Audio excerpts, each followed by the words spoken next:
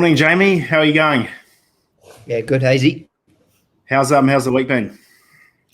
Yeah, pretty busy. Yeah, but on at the moment. A few horses trialing and racing, and looking forward to a big weekend ahead. Awesome. How many acceptances do we have this week across all of Oh, the numerous cards? yeah, I'm not sure of the exact number. There's probably a few changes to be made there. I think it was up around 30, but there's sort of some come out today. There'll be some come out on Sunday, and just as we sort of talk about this on Friday morning, I'm just waiting on a track update from Hastings. But I think they've had plenty of rain down there, so we'll just have to tread a bit carefully there as well. Right.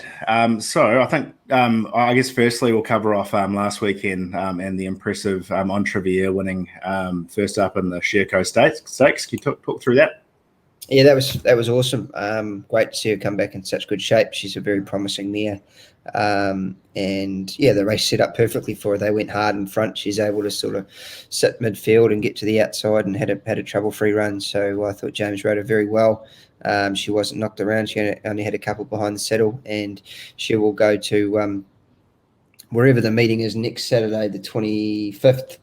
She'll run there. It is still down to Bet Rosehill at the moment, but I don't think that'll be happening out there. She's going to run in a race called the Golden Pendant, Group 2 fillies and mares 1400.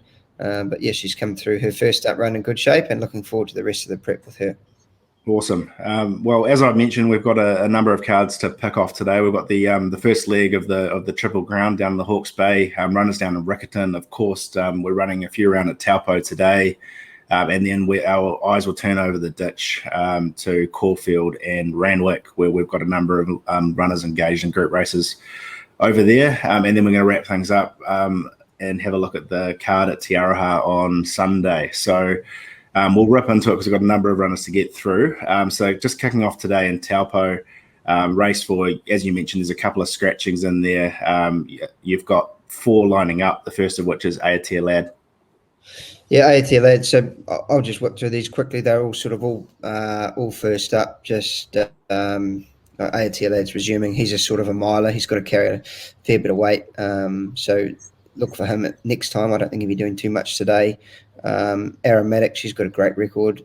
She's a handy mare. Joe's claim will suit. She never runs a bad race, so certainly put her in the multiples. Marziers coming off an extended break where he was very good winning his last couple over ground, and he was going to be favourite for the Avondale Guineas. So he's certainly a horse to watch. And C-Jets, he won't mind the chip out of the track there today, and is a promising horse from last season. So I wouldn't be surprised if we didn't win that race, but I think we've got some sort of nice chances in there that you can put in your multiples and then follow in their next 2 or 3 starts. Nice. And moving down to race 6, Like a Star gets in off the ballot.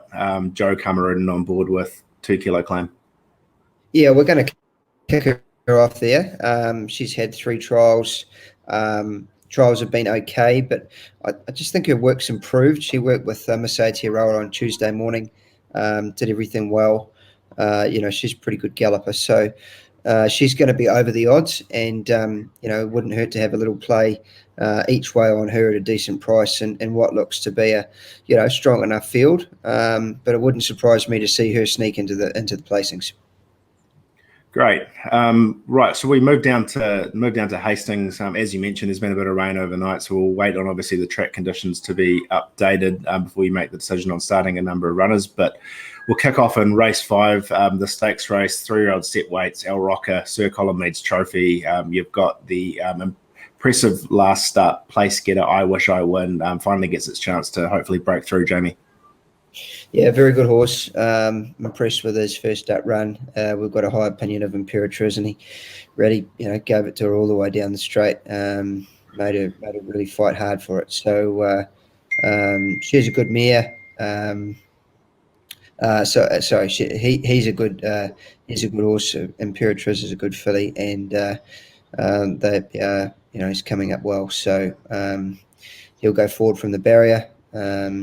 You wouldn't want it to be like badly slow. Dead to slow would be fine, but just keep an eye on it. If it was sort of slow to heavy, hopefully it doesn't get that bad. But he's a very good horse, and I think he's one of our better chances for the weekend. He got through it okay on ability in the Awapuni Group 1 race earlier in the year. That's right. Yep. So he'll be up on speed, and he's going to give a good sight. Cool. And Sophisticato. Yeah, Sophisticato. He kicked off at Taupo. At Cambridge. Didn't have a lot of luck. He's got a good draw. Danny Alb's on him. Visor blinkers go on. He can run into the placings. He's gonna give a bit of cheek. But again, it probably more so than I wish I won. He wants dead ground if possible. Cool. And then moving down to race 7, the Hawke's Bay Breeders' Gold Trail Stakes, 3-year-old set weights for fillies, 1,200 metres, and you've got Imperatriz with Danielle Johnson aboard. Yeah, happy with her. Very good filly. Just spoke about her briefly there before. Unbeaten, got the good draw, set weights, can handle any track conditions, and has got to be a really good chance. Cool. And moving down to race 8, the Carro Mayo Bailey's Fashion in the Field, 1,200 metres, rating 74 benchmark. First up, you got Phantom Witness. Yeah, three really nice horses in this race, and most of them should be able to handle a little bit of soft, particularly Phantom Witness. I think he'll be okay on soft ground. He's got a nice draw. He's trialled well, and he is a promising horse. Miss Aotearoa is back, having not been seen since this day last year where she won the Gold Trail. She's had a couple of knee chips taken out since then, but her trial the other day was impressive. Just keep a bit of an eye on the track with her and Vamos Beebe's down the bottom there. From an awkward gate, but a very talented mare. Trials have been spot on, handles any track conditions, and with luck and running has got to be a very good chance. Great. Well, moving down to the big race of the day, the Group 1 Weight for Age Tarzino Trophy over 1,400 metres. First up, you've got Preeta Fur, who ran a slasher in the Foxbridge. Yeah, he was brilliant the other day. Really, was able to capitalise on a nice run, got a soft run through back the fence, and without a lot of room, he sort of poked through and really finished the race off well. So happy with him. He's always been a very immature horse, but now he's a 6-year-old. I think he's handling the race better, and it wouldn't surprise me to see him run very well. And both these high-class mares get in pretty well at the weights there. Avantage with Danielle Johnson on board. Yeah, Avantage is coming off a bit of a disappointing run at Te Rapa. Look, I analysed the race a fair few times and trying to sort of work out what went wrong, and I just can't put it together. Hopefully she just had an off day. She's been perfect all the way since, eaten well, worked well, bloods have been good and free interaction. So hard to fault her. She's got a nice draw there. She should get a soft run. So you certainly can't drop a champion like her. And Savion Blanc is kicking off. She'll sprint well fresh. She's got an awkward gait, but she'll really be hitting the line hard. And another one that does appreciate, the really better tracks, firmer tracks. So hopefully it's not too soft for her. Great. Well, moving down to Riccarton, what's the weather doing down there? Riccarton's pretty good, I think. Team down there have been pretty happy. They've had a little bit of rain earlier in the week, but hopefully it's clear all the way through now. Perfect. Well, we're going to kick off with a race named after your favourite bear. Race 3, the Spates Maiden. You've got Shepherd's Delight for Krishna Madhu. Yeah, Shepherd's Delight sweating on her own, 3 on the ballot. Pretty disappointing. I thought she could run top 3, if not win down there. She had no luck at all at Cambridge in her first start. Clipped the heel at the 500 and it was pretty much game over from there. So she's probably not going to get a start, all things being equal. So look out for her in the next couple of weeks. Cool. Well, the next one's engaged in race 6, the New Zealand Bloodstock Ready to Run Sales Trainer Series, rating 65 over 1,200. You've got 2 drawn slightly awkwardly, Radagast from barrier 16 with Krishna Madhu on board, and Fashion Shoot from barrier 9 with Rohan Madhu on board. Yeah, Radagast will need further. He'll get back a little bit from that awkward gate and get home. He needs to shape up this preparation to remain with the stable, but hopefully he can find his form down there, as so many of our horses do at this time of the year. In Fashion Shoot, she's a good mare. She hasn't been seen in 12 months since the Guineas, but expecting her to run well fresh. I thought her trial was encouraging the other day. She is quite a gross mare, so whether she's going to be rock hard fit enough to run a decent 1,200 first up, I'd say that she will improve with the run, but certainly follow her through this preparation. She'll hopefully be getting some black type at some stage. Cool. And jumping across to the next race, the Prizeeasy Fed Open Handicap, 1,200 metres. Need I say more? Yeah, need I say more? Just thought there was a nice sort of lead-in of races down there for him to head towards the Stewards. So he's in good shape. He's trialled a couple of times, got a bit of an awkward gate, but he has got gate speed. So hopefully we can roll forward from there. And a very genuine horse that never runs a bad race. So he'll be in the top 3, I would have thought. But he does have to, take that next step up to the older horses. Marcus Aurelius is resuming. He'll need a bit further than the sprint trip there on Saturday, but it's a nice race to kick him off in. Hopefully on the way towards a Copeland's Mile. And Summer Monsoon's getting a bit long on the tooth, but he will give a good account of himself. He's drawn out a bit. He'll get back, find the line. Look for him at 1,400 at his next start. Great. And down to race 8, the New Zealand Bloodstock Canterbury Bell Stakes, 3-year-old fillies, listed race over 1,200 metres. You've got 3 engaged. Shepherd's Delight might miss out again. But first up, you've got Synchronise. Yeah, Synchronise is a good filly. She's drawn pretty awkwardly, which is a shame, actually, because I thought she'd be a really good chance if she could have drawn a gate. So hopefully she's good enough to overcome it. We'll just have to sort of see how she jumps away, but her trials have been good. She's got a good reputation on her. We like her. And Irish Red's a filly that's had no luck. She's been plagued by bad barriers and not having a lot of luck in running. And again, she's drawn out. So she deserves her chance at a bit of black type. Follow her. If she doesn't quite measure up there on Saturday, she's going to be dropping back to a maiden and winning very quickly. Great. And down to race 10, the Racecourse Hotel and Motor Lodge, rating 74, 1,400. You've got Zol Luminous. Yeah, she's resuming, needs to go further, but look out for her when she gets up to a mile and 2,000 metres. Can give a little bit of cheek fresh. Great. And jumping across the ditch over to Ramwork in the Bill Ritchie Handicap, which was won by Probabeel last year, 1,400 metre race, you have got Almaralena. Yeah, looking forward to her resuming. She's been a little bit slow to come out of the winter. Things have just taken a little bit longer than we would have liked, but we've been patient. She's had the 3 trials. She seems to be going well. She's got a nice draw. She's going to have to carry a little bit of weight.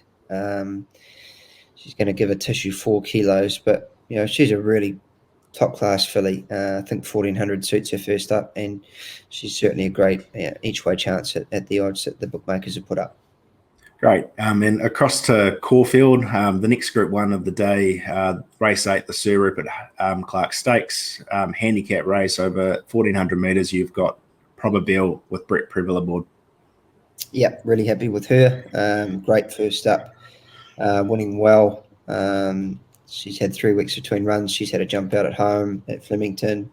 Did some nice work on the course proper there Tuesday morning. So she goes into the race in great shape. Really happy with her. Got a nice draw, but she's going to have to break a few records in terms of the weight that she's going to carry there on Saturday, which is never easy. So if she can capitalise on that good gate and race in the first half a dozen, spending no petrol, then hopefully she's going to find a really good kick. But there is, there's a lot of nice lightweight chances in the race. Great. And moving down to race 9, the How Now Stakes, handicap race over 1,200 metres. You've got the 1,000 guineas winner lined up, Karma Lass. Yep, happy with her. Think she's really settled in well over there. She's done a great job with her. She's eating a big feed and looks in great order. Expecting her to run well. She won a jump out nicely last Friday. Worked with Probabeel Tuesday on the course proper. She's got to carry a bit of weight and she's got an awkward draw. So she hasn't got a lot of things in her favour, but I'm expecting her to run really well, and I think that she's a genuine each-way chance at good odds. Great. And then that's the Saturday racing wound up.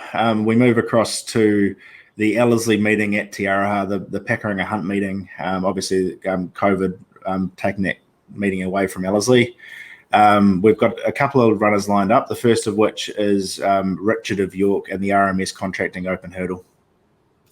Yeah, he had a run on the flat the other day. He's obviously come back from come back from Riccarton in good shape. We've been happy with him. His last start over the hurdles was a good third in the national, so he's a really good jumper, and he'll give a good account of himself. We've just been struggling to find a suitable rider, but he is going to run. We'll just sort of see who is available on Sunday morning there. And the other two that are in a bit later there, Hazy, are Brando and Mai Tai, who look very, very doubtful starters on the heavy track. So they'll more than likely both trial on Tuesday and then head to either Tarapa on the first or Hastings on the second for an open 1200 or an open 1300. So just the one runner on the Sunday.